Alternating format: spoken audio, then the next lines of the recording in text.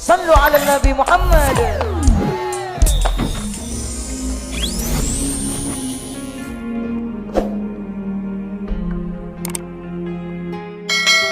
Alhamdulillah ma shabbal huda wa haba wa ma takallama jiz'un. Assalamualaikum warahmatullahi wabarakatuh.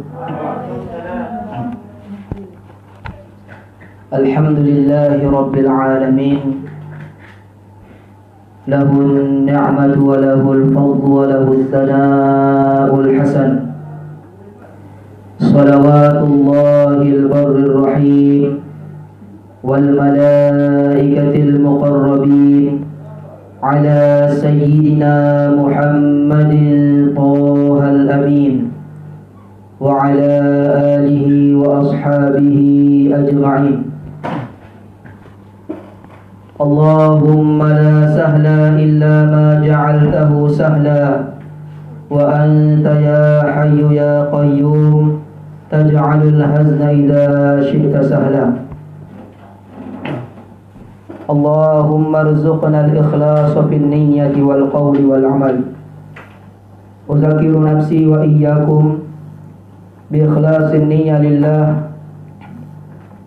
لأن النبي صلى الله عليه وسلم قال إنما الأعمال بالنيات وإنما لكل امرئ ما نوى. صدق الله العظيم وصدق المرسلين والحمد لله رب العالمين. Pemuda-pemudi Islam yang dirahmati oleh Allah Subhanahu wa taala, para santri yang dirahmati oleh Allah Subhanahu wa taala, pendengar yang dirahmati oleh Allah Subhanahu wa taala. Pertama, marilah kita bersyukur kepada Allah Subhanahu wa taala yang telah memberikan nikmat kepada kita semua. Hendaknya kita sebagai hamba yang dhaif, hamba yang lemah, bersyukur atas nikmat yang diberikan oleh Allah Subhanahu wa taala. Dan selawat berangkaikan salam kita hadiahkan kepada roh junjungan alam Nabi besar Muhammad sallallahu alaihi wasallam. Semoga Allah Subhanahu wa taala menyampaikan selawat kita kepada Rasulullah sallallahu alaihi wasallam. Baiklah, pada sore yang dirahmati oleh Allah ini kita akan melanjutkan kajian kita kitab Majmu'atul Kutubid Daniyah fi Bayani Aqidatil Islamiyah. Kitab yang paling masyhur, kitab yang paling terkenal pada santri, yaitu kitab Majmu'atul Kutubid Daniyah fi Bayani Aqidatil Islamiyah. Kitab ini adalah kitab menjelaskan masalah tentang akidah umat muslim, akidah ahli sunnati wal jamaah. Baiklah, pembelajaran kita pada sore yang dirahmati oleh Allah ini, sebagaimana yang telah saya katakan kemarin, bahwasannya ada ayat yang memiliki banyak arti dan ada ayat yang memiliki satu arti, namanya ayatul muhkamah. Ada ayat yang memiliki banyak arti, namanya al-ayatul mutasyabihah. Maka ulama mengatakan karena ayat ini memiliki banyak arti, maka ayat ini perlu dengan takwil. Apa itu takwil? Menjadikan ayat tersebut dengan arti yang layak bagi Allah, yang tidak bertentangan dengan ayat yang lain.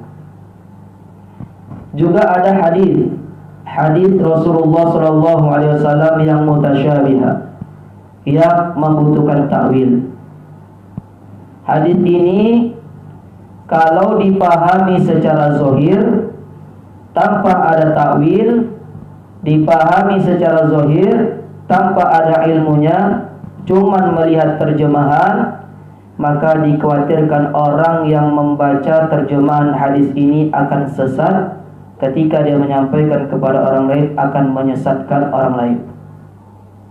Hadis ini adalah hadis yang paling masyhur di kalangan umat Islam, dan hadis ini adalah hadis dalil bagi orang yang menisbatkan Allah itu berada di langit.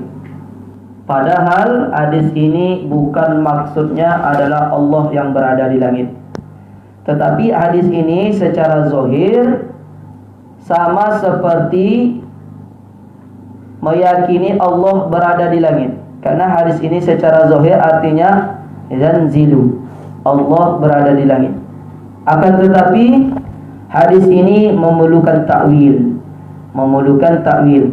Karena hadis ini hadis mutasyabihat, maka perlu dengan takwil. Itu makanya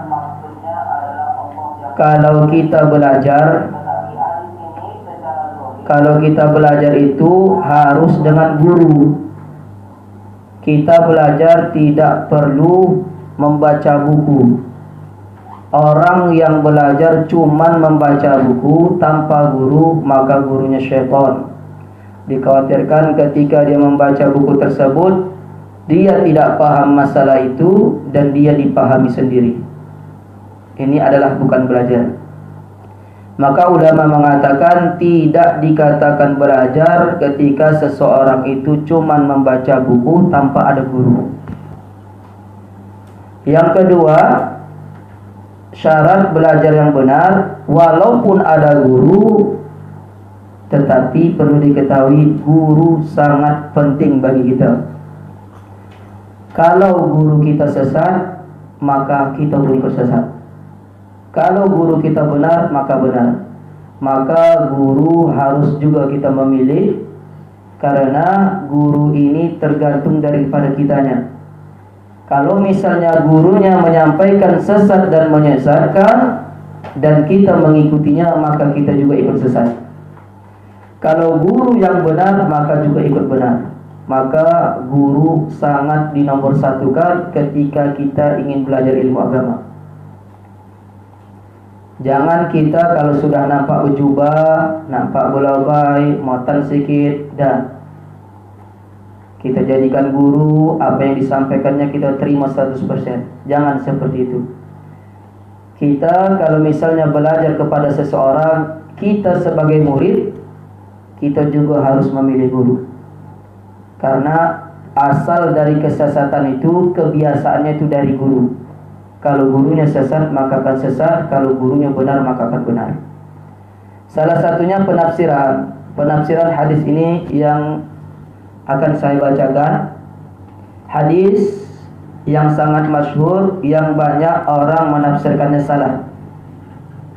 Wa kalladzi yufassiru hadisa Rasulillah sallallahu alaihi wasallam yanzilu Rabbuna tabaraka wa ta'ala kulla lailatin ila as-sama'i ad-dunya hina yabqa thuluthul lail al-akhir yaqul man yad'uni fastajiba lahu man yas'aluni fa'utiyahu man yastaghfiruni faghfir lahu bi anna Allah yataharraku wa yanzilu minal a'la ila as-sama'id dunya fayamkusu fiha hatta al-fajr summa yas'ud ila al-'arsh fa huwa kafir.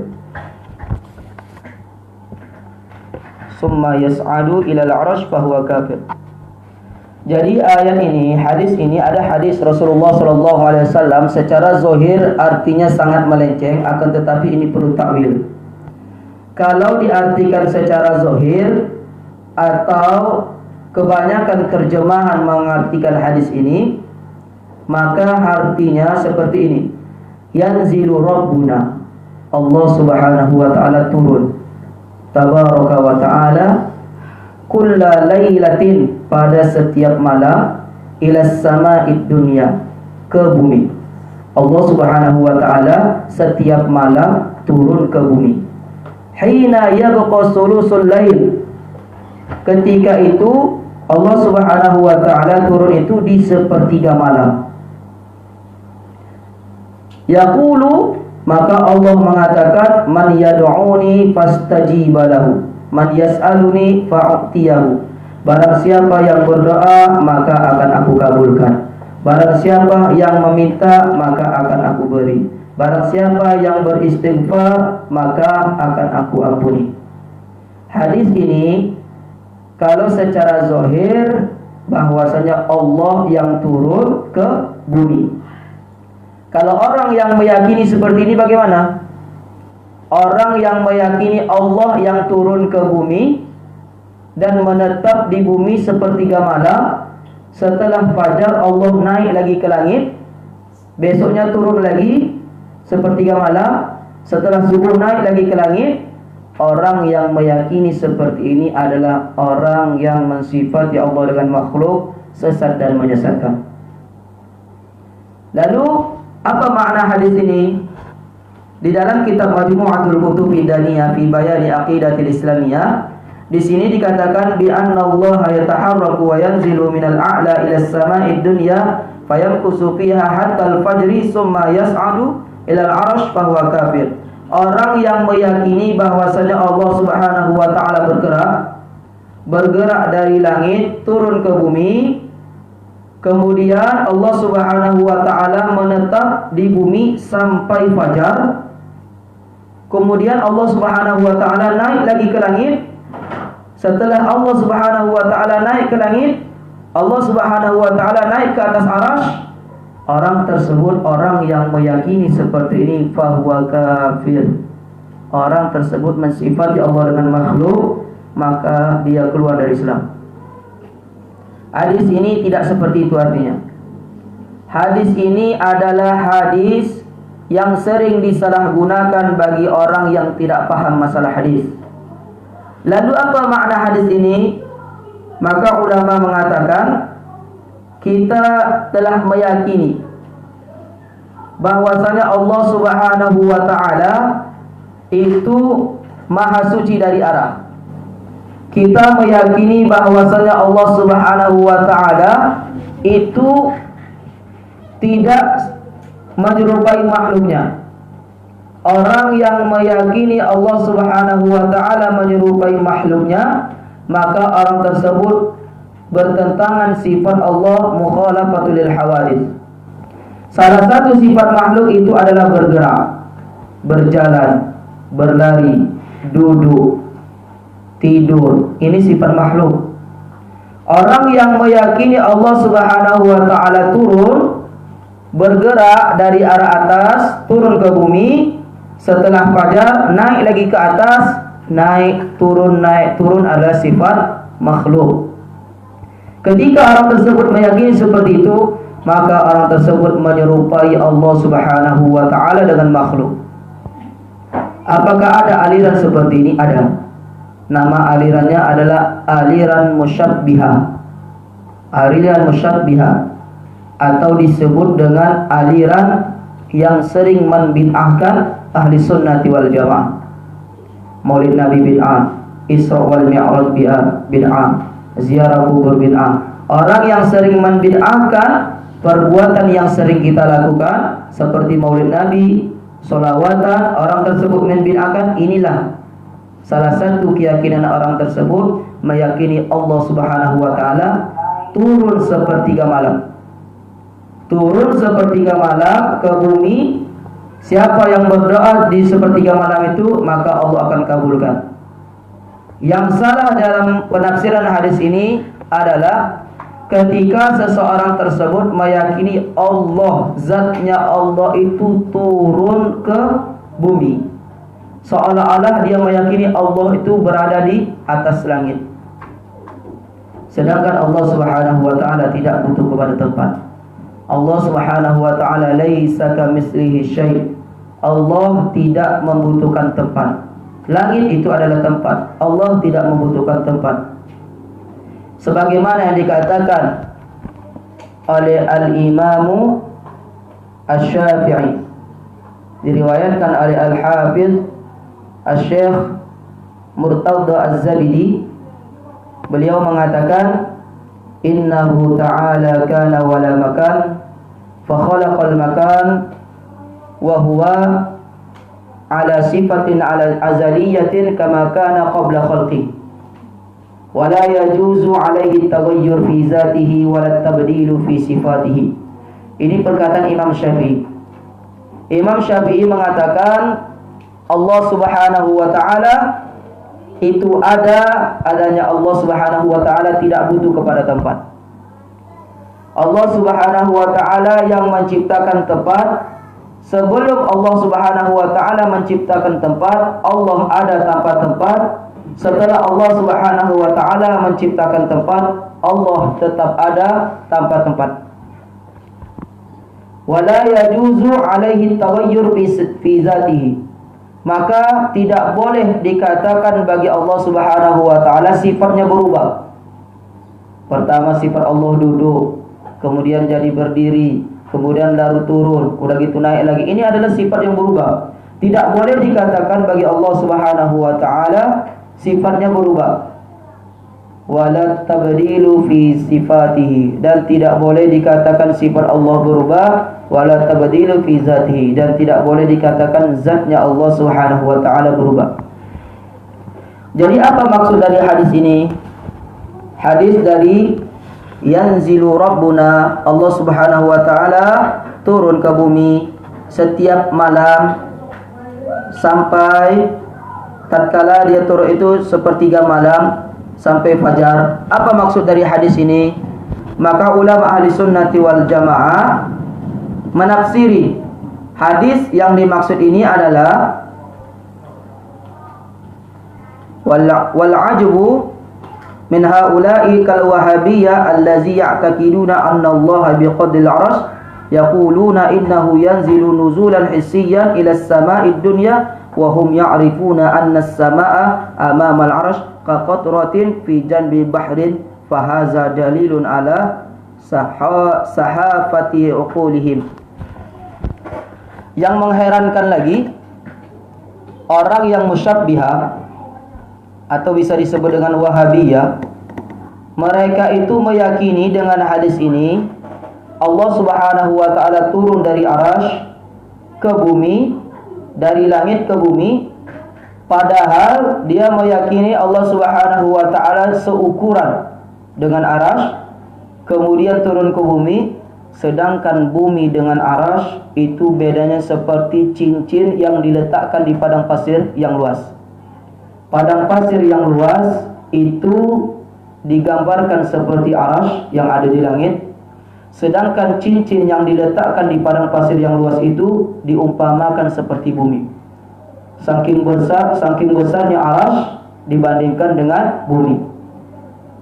Jadi orang yang meyakini Allah dari arasy turun ke bumi, seolah-olah dia meyakini Allah Subhanahu wa taala berukuran arasy, ketika di bumi menguncup jadi kecil. Wal'iyadzubillah. Ini keyakinan sesat dan menyesatkan. Maksud dari hadis ini apa? Hadis ini maksudnya innama ma'nal hadis annal malaikata tanzilu bi amrillahi ila as-sama'id dunya fayamkusuna fiha sulusal lail, sulusal akhir. Maksud dari hadis ini adalah bukan Allah yang turun ke bumi, akan tetapi malaikat Allah, malaikat yang turun ke bumi atas perintah Allah Subhanahu wa taala. Kemudian malaikat itu menetap di bumi sepertiga malam terakhir minal lail. Fayuballighuna 'anillahi wa yuraddiduna hatta yatla'ul fajr. Mereka, para malaikat itu menyampaikan apa-apa yang disampaikan oleh Allah Subhanahu wa taala kepada mereka, dan mereka mengatakan inna rabbakum yaqul, sesungguhnya Tuhan kalian itu berfirman, man zallazi yas'aluni fa'tiyahu, barang siapa yang meminta kepadaku maka akan aku berikan. Man zallazi yad'uni fastajiba lahu, barang siapa yang berdoa kepadaku maka akan aku kabulkan. Man zallazi yastaghfiruni faghfir lahu, barang siapa yang meminta ampun kepadaku maka akan aku ampunkan. Jadi maksud dari hadis ini adalah bahwasannya yang turun itu bukan Allah, akan tetapi malaikat Allah yang turun dari langit ke bumi. Kemudian malaikat Allah itu memerintahkan malaikat Allah itu berkata apa yang Allah Subhanahu wa taala perintahkan kepadanya, dan malaikat Allah itu mengatakan, Allah Subhanahu wa taala berfirman, barang siapa yang berdoa kepadaku maka akan aku kabulkan, barang siapa yang meminta ampun kepadaku maka akan ampuni. Inilah maksud dari hadis ini. Hadis ini maksudnya adalah malaikat yang turun ke bumi, bukan Allah yang turun ke bumi. Karena langit adalah maskanul malaika. Langit itu adalah tempat malaikat. Bumi tempatnya manusia dan makhluk lain, tempat manusia dan tempat jin. Sedangkan malaikat itu adalah tempatnya di langit. Maka mustahil bagi Allah bertempat di langit. Allah tidak butuh kepada tempat, maka mustahil bagi Allah Subhanahu wa taala. Pemuda-pemudi Islam yang dirahmati oleh Allah Subhanahu wa taala, pendengar yang dirahmati oleh Allah Subhanahu wa taala, inilah tafsiran hadis menurut ulama kita, ulama ahli sunnati wal jamaah, yang harus kita yakini supaya kita tidak terjerumus di dalam kesesatan menyerupai Allah Subhanahu wa taala dengan makhluknya. Orang yang menyerupai Allah dengan makhluknya, orang tersebut sudah berakidah sesat, tauhidnya sesat, maka tidak sah amal ibadahnya. Sebagaimana yang dikatakan Al-Imam At-Tahawi, wa ma wasafallaha bima'nan min ma'anil bashar faqad kafara. Orang yang mensifati Allah dengan sifat makhluknya, maka orang tersebut keluar dari Islam. Orang yang tidak memahami masalah tauhid, tauhidnya sesat, tidak paham masalah tauhid, tidak pernah sama sekali belajar tauhid, dikhawatirkan orang yang tidak pernah sama sekali belajar tauhid, dikhawatirkan orang tersebut mudah untuk disesatkan. Ketika kita sudah belajar tauhid, kita sudah belajar sifat 20, sudah kita pelajari semua, maka ketika ada aliran sesat masuk kepada diri kita, atau ada ustadz-ustadz yang ceramah dengan ceramah yang sesat dan menyesatkan, karena kita sudah belajar tauhid, maka tidak mudah untuk meyakini apa kata ustadz tersebut, karena kita sudah belajar masalah akidah yang benar. Itulah yang dikhawatirkan oleh Al-Imam Abul Hasan Asy'ari, sehingga Imam Abul Hasan Asy'ari mengatakan, awwalu ma yajibu 'alal 'abdi al-'ilmu billahi wa rasulih. Seorang hamba yang sudah balik, wajib baginya yang paling pertama yang harus dia lakukan apa?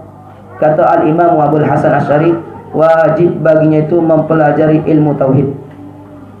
Inilah seorang hamba yang harus pertama dia lakukan. Yang harus dilakukan oleh seorang hamba itu adalah mempelajari ilmu tauhid. Kenapa? Apalagi zaman sekarang, karena banyak aliran sesat. Ketika seseorang itu sudah matang masalah tauhid, masalah sifat 20 sudah matang, tidak ada orang yang bisa menyesatkannya, karena bentengnya sudah kuat. Inilah maka daripada itu, teman-teman sekalian, jangan bosan kita untuk belajar tauhid. Jangan kita tinggalkan untuk belajar tauhid. Apalagi zaman sekarang, zaman akhir zaman, zaman fitnah, sesat dan menyesatkan sudah menyebar di Indonesia ini. Pemuda-pemudi Islam yang dirahmati oleh Allah Subhanahu wa taala, mungkin kajian kita pada sore yang dirahmati oleh Allah Subhanahu wa taala ini sampai di sini, mudah-mudahan bermanfaat bagi kita. Dan mudah-mudahan bermanfaat bagi teman-teman sekalian, bermanfaat bagi kita. Mungkin ada pertanyaan dari teman kita. Mungkin tak bisa dijawab semua ini karena waktu singkat. Ada beberapa yang insyaallah Ustaz jawab.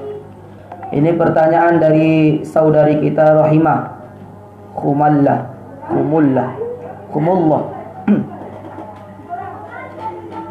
Assalamualaikum. Bagaimana Ustaz cara niat puasa yang benar? Karena banyak sekali di kalangan masyarakat memperbincangkan tentang niat puasa Ramadan. atau Ramadana atau Ramadani, lakasumtu atau lakasumna. Tolong Ustaz penjelasannya. Jadi perlu diketahui, salah satu yang harus kita pelajari adalah niat bulan Ramadan, puasa. Orang yang tidak mempelajari niat bulan puasa dikhawatirkan puasanya tidak sah. Puasa itu perlu niat. Niat itu ada dua. Ada namanya tabyid, ada namanya ta'yin. Tabyid itu menjadikan niat di malam hari. Ta'yin itu menentukan niat kita itu mau puasa apa. Kalau kita puasa wajib, puasa Ramadan, maka niatkan puasa wajib atau puasa Ramadan. Mazhab Imam Syafi'i, mayoritas umat Islam itu bermazhab Imam Syafi'i. Kita boleh niat tabyid, maksudnya apa? Bermalam hari kita niat. Mulai dari terbenamnya matahari sampai sebelum fajar. Maksudnya apa? Boleh kita berniat puasa ketika sudah masuk waktu maghrib dan sebelum masuk waktu subuh. Boleh, dimanapun boleh. Atau kalian setelah buka puasa, niat kalian boleh niat puasa untuk besok. Atau setelah tarawih, kalian niat berpuasa untuk besok, boleh. Atau kalian waktu sahur, kalian niat untuk berpuasa, boleh. Waktu niat untuk berpuasa adalah dari masuknya waktu maghrib sampai sebelum masuk waktu subuh. Ini niat. Inilah yang dikatakan tabyid. Yang dikatakan tabyid, niat bermalam pada niat tersebut. Ini menurut mazhab Imam Syafi'i. Menurut mazhab Imam Syafi'i, kita itu niat setiap hari satu. Misalnya hari ini kita berpuasa, maka kita harus berniat puasa hari ini. Besok kita berpuasa, maka niat lagi. Besok kita berpuasa, niat lagi. Maka satu hari satu. Itu niat. Kalau kita mengikut mazhab Imam Syafi'i. Misalnya besok kita berpuasa, maka malam ini niat. Malam ini niat berpuasa. Waktunya dari maghrib atau sebelum subuh, kapanpun. Yang penting antara itu, dari maghrib sampai sebelum subuh. Atau besoknya lagi dia berpuasa, maka niat lagi. Besoknya lagi dia berpuasa, maka niat lagi. Ini menurut mazhab Imam Syafi'i. Kalau mazhab Imam Maliki, boleh niat di awal bulan Ramadan, kita niatkan 30 sekalian. Kita niat puasa untuk 30 hari di bulan Ramadan. Ini menurut mazhab Maliki, sekaligus niat. Dari puasa pertama niat 30 hari berpuasa, niat 30 hari sekaligus. Ini mazhab Imam Maliki. Boleh seperti itu. Tetapi kita mazhab Imam Syafi'i menganjurkan kita harus niat setiap malam, niat. Setiap malam niat. Besok puasa niat hari ini. Besok puasa niat lagi, besok puasa niat lagi. Lalu bagaimana niatnya? Ada orang bilang Ramadana, ada orang bilang Ramadani. Mana matanya? Niat itu tidak harus bahasa Arab. Bahasa batu bara pun sah kalian berniat, asal kalian ada ta'yin. Tentukan, sengaja aku puasa wajib besok karena Allah, dah selesai. Kalau kalian tidak hafal bahasa Arab, bahasa batu bara pun cukup niatnya. Asalkan kalian niat ada penentuan kalian esok puasa apa. Besok puasa wajib, maka niatkan saya besok berpuasa wajib karena Allah Ta'ala, siap, selesai. Gak harus bahasa Arab. Tapi Ustaz, aku mau niat bahasa Arab, boleh. Bagaimana niat puasa Arabnya? Ada orang mengatakan Ustaz Ramadana, ada orang mengatakan Ramadani. Ini dalam segi nahwu sharaf. Karena pembahasan ini pembahasan masalah nahwu sharaf. Nawaitu shauma ghadin an adai fardhi syahri Ramadani hadhihi sanati lillahi ta'ala. Dalam segi nahwu sharaf ini yang benar. Jadi di situ ada kalimat Ramadani. Karena dia dalam nahwunya dia itu hukumnya ismul ladzi la yansharif, karena batal ismul ladzi yansharifnya karena dia mudhaf kembali. Karena ismul ladzi yansharif ketika mudhaf itu batal hukum ismul ladzi yansharifnya. Ini permasalahan nahwu. Jadi yang paling bagus itu, yang paling benar, yang benar dalam segi nahwu itu adalah nawaitu shauma ghadin an adai fardhi syahri ramadhani hadhihi sanati lillahi ta'ala. Ramadhani. Lalu bagaimana dengan niat ini, Ustaz? Allahumma lakasumtu atau Allahumma lakasumna? Ini masalah domir. Allahumma lakasumtu itu maksudnya saya. Allahumma lakasumna itu maksudnya kami. Kalian itu ketika berdoa berniat untuk berpuasa, selesai niat untuk berbuka, untuk siapa? Untuk diri. Ya udah, Allahumma lakasumtu. Allahumma lakasumtu. Ini masalah pertanyaan dari Rahimah.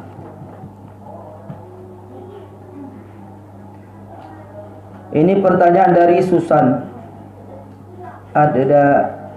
Andayani. Saudari Susan bertanya, apa hukumnya orang yang kerja bangunan yang tidak puasa? Tolong penjelasannya. Ada orang yang boleh untuk berpuasa. Ada orang yang boleh untuk berbuka puasa. Di dalam kitab, yang boleh berbuka puasa itu ketika orang tersebut sakit. Yang mana sakit tersebut, andaikan dia sakit, andaikan dia berpuasa, sakitnya bertambah parah, atau menyebabkan ketika dia berpuasa nanti meninggal dunia, maka boleh dia tidak berpuasa. Atau orang hamil. Orang hamil yang ketika hamil, ketika dia berpuasa nanti tambah parah kehamilannya, maka boleh berbuka puasa. Atau orang yang musafir, orang yang berpergian jauh, musafir sudah sampai jarak musafir, maka boleh dia berbuka puasa. Atau orang yang sakit, yang sakitnya itu parah, maka boleh berbuka puasa. Atau orang haid, maka berbuka puasa, karena haid tidak dilakukan puasa. Jadi bagaimana dengan orang yang bangunan tadi, yang kerja bangunan? Ini termasuk yang golongan mana nih? Apakah dia kerja bangunan itu sanggup dia puasa? Apakah disebabkan dia kerja bangunan itu dia tidak bisa berpuasa? Ini harus dites dulu. Tak bisa, kebanyakan orang zaman sekarang belum lagi dilaksanakan pekerjaannya, dia sudah mengatakan tidak sanggup. Ini yang bahaya. Orang yang kerja bangunan, kalau memang dia sanggup untuk berpuasa, maka wajib baginya berpuasa. Kalau dia sanggup untuk berpuasa, maka wajib baginya berpuasa. Maka daripada itu, kalau dapat, kalau ada pekerjaan lain, maka carilah pekerjaan lain. Kalau memang dia sanggup untuk berpuasa, orang kerja bangunan tersebut, maka dia wajib berpuasa. Karena yang dikatakan boleh berbuka puasa tersebut, ketika orang tersebut memang betul-betul tidak sanggup. Andaikan dia berpuasa, maka dia bertambah sakit parahnya, atau bisa menyebabkan, kata dokter, kalau kamu berpuasa maka kamu nanti bisa menyebabkan meninggal. Maka ini boleh berbuka puasa. Tapi perlu diketahui, orang yang seperti ini, yang diberi keringanan untuk berbuka puasa, ketika selesai Ramadan, maka wajib baginya apa wajib? Qadha. Harus mengganti puasa yang ditinggalkannya.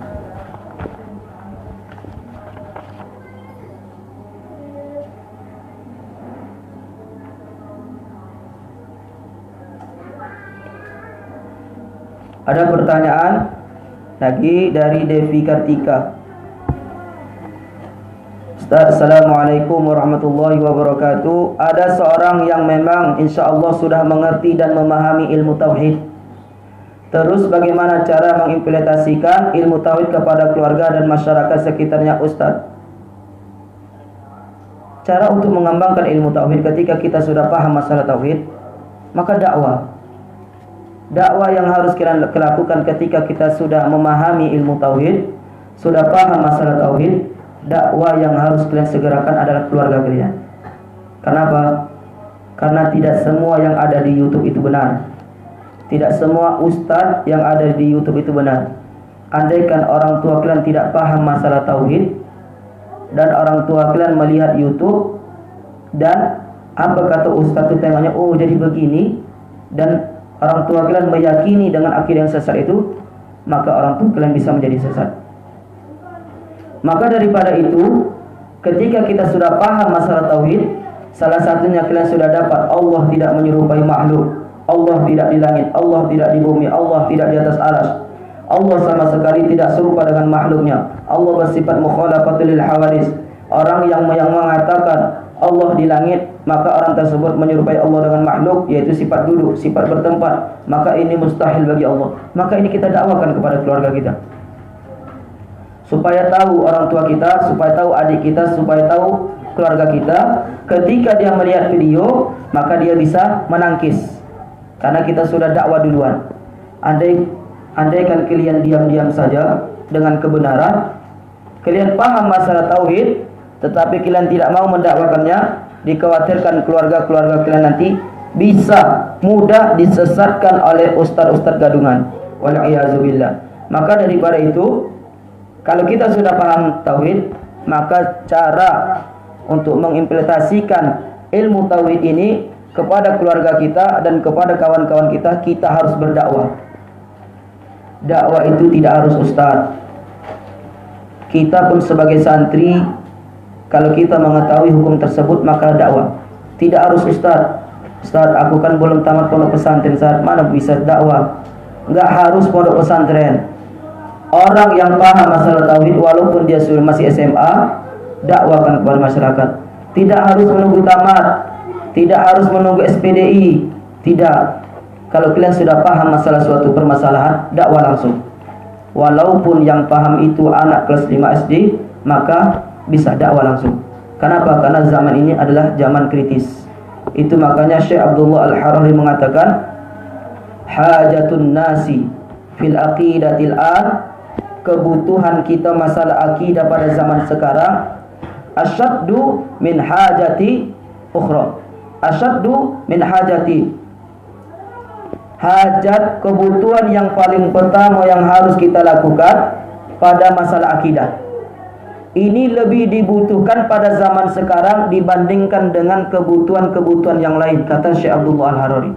Maka dakwah terus, apalagi masalah akidah harus kita dakwakan.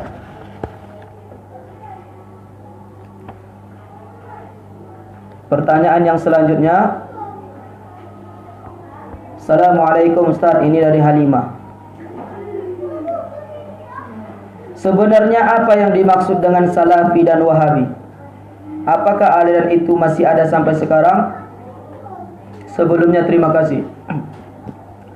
Salafi dan Wahabi, zaman sekarang banyak orang mengaku Salafi padahal tidak mengikut ulama salaf.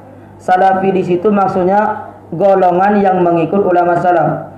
Akan tetapi zaman sekarang mengaku Salafi tidak mengikuti ulama salaf. Bagaimana ciri-ciri Wahabi? Wahabi ini adalah sesat dan menyesatkan. Aliran yang paling masyhur yang sudah dikenal para ulama bahwasanya aliran Wahabi itu sesat dan menyesatkan. Pada zamannya aliran itu diusir, tidak diterima oleh masyarakat, tidak diterima oleh umat Islam aliran tersebut.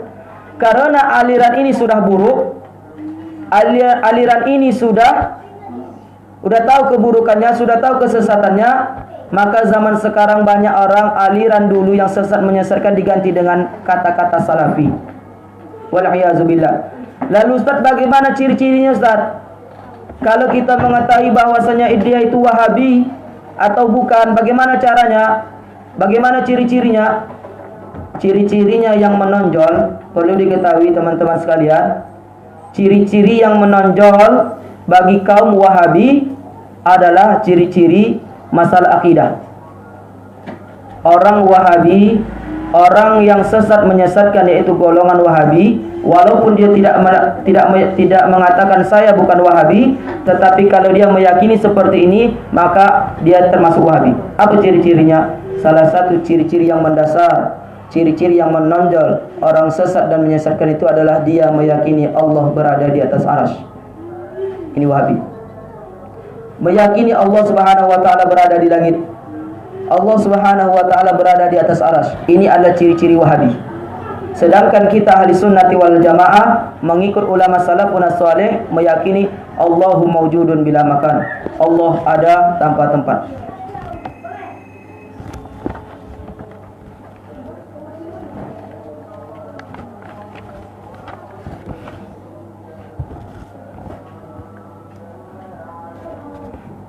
Mungkin kepada teman-teman sekalian, pendengar yang dirahmati oleh Allah Subhanahu wa taala, mungkin sampai di sini kajian kita. Ada 2 pertanyaan lagi insyaallah. Besok ketika siaran langsung akan dijawab pertanyaan ini karena waktu sudah mendekat berbuka puasa, maka daripada itu kita tutup pengajian kita ini. Mudah-mudahan bermanfaat bagi saya dan bermanfaat bagi teman-teman sekalian. Tapi jangan lupa wahai teman-temanku pendengar yang dirahmati oleh Allah Subhanahu wa taala, rasanya tidak enak rasanya kalau tidak ditemani berbuka kita dengan es kang santri. Es kang santri ditemani dengan es kang santri ketika kita berbuka sangat enak. Es kang santri resepnya dengan selawat. Di sini ada anjuran bagi kita semua, jangan lupa berselawat es kang santri. Mudah-mudahan Allah Subhanahu wa taala memberkati, memberikan hidayah, memberikan petunjuk dari pertemuan kita ini, memberikan barakah pada pertemuan kita ini. Assalamualaikum warahmatullahi wabarakatuh. Alhamdulillah ma shabbal huda wa haba وما تكلم جذع في الحشا طربا وحين من زاح بدر لا غشاء له تورق الصبح في كفيه